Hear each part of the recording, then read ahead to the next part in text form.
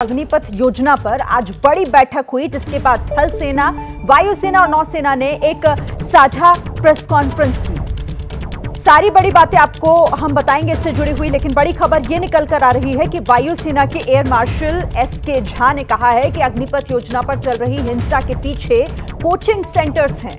ये बड़ी खबर है। जो हिंसा देश के कई हिस्सों में इस वक्त हो रही है, अग्निपथ को लेकर जो विरोध हो रहा है, उससे हिंसा उसके जरिए की जा रही है, उस पर यह बड़ा बयान है। हिंसा के पीछे कई कोचिंग सेंटर जो कि इसमें शामिल हैं। साथ ही सेना ने यह साफ कर दिया है कि जो भी हिंसा में शामिल है वो अग्निवीर नहीं बनेगा।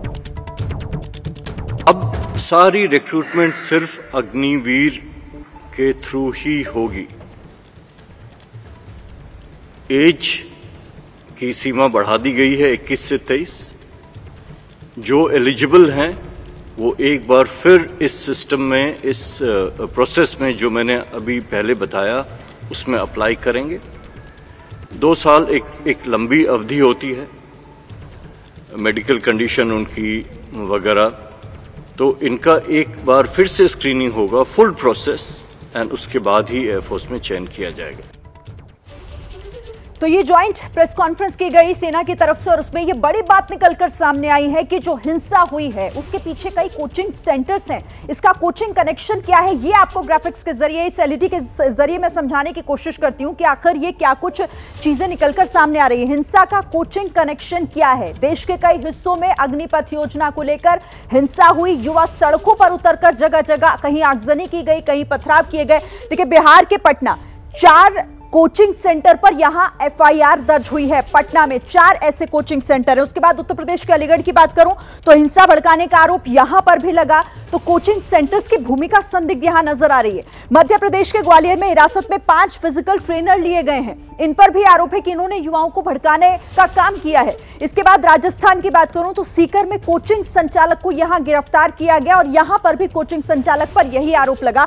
तो ये चाहे बिहार हो, चाहे उत्तर प्रदेश हो, एमपी हो या फिर राजस्थान, इन चारों जगहों पर जो गिरफ्तारी हुई है, जिस तरह के आरोप लग रहे हैं, वो यही बता रहे हैं कि कई कोचिंग संचालक, कोचिंग सेंटर्स ऐसे हैं जिन्होंने युवाओं को भड़काने का काम किया और आज सेना ने भी इस बात का जिक्र इसमें किया है।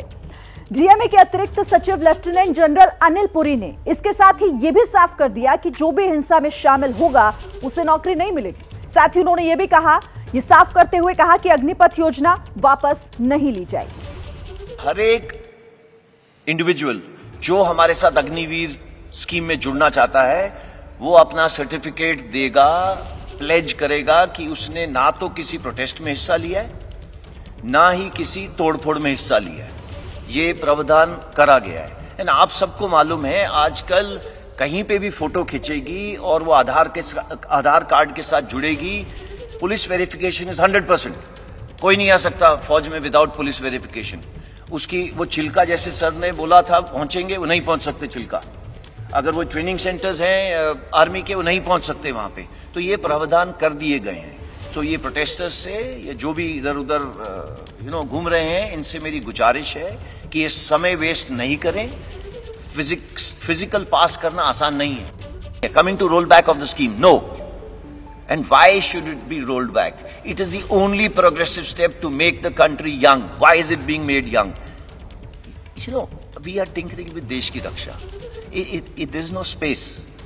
एक ही सिर्फ है देश की रक्षा करने के लिए, और देश की रक्षा करने के लिए मैं आपको एग्जांपल देता हूं। पता कितनी कैजुअलिटीज आती हैं just for health purposes from high altitude areas? आप पढ़िएगा, ओके, तो तब आपको पता चलेगा यंग क्यों जरूरी है, ओके, एंड क्या जरूरत है उसकी।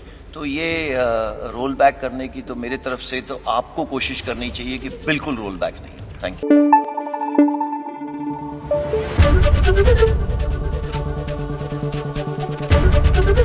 एबीपी न्यूज आपको रखे आगे।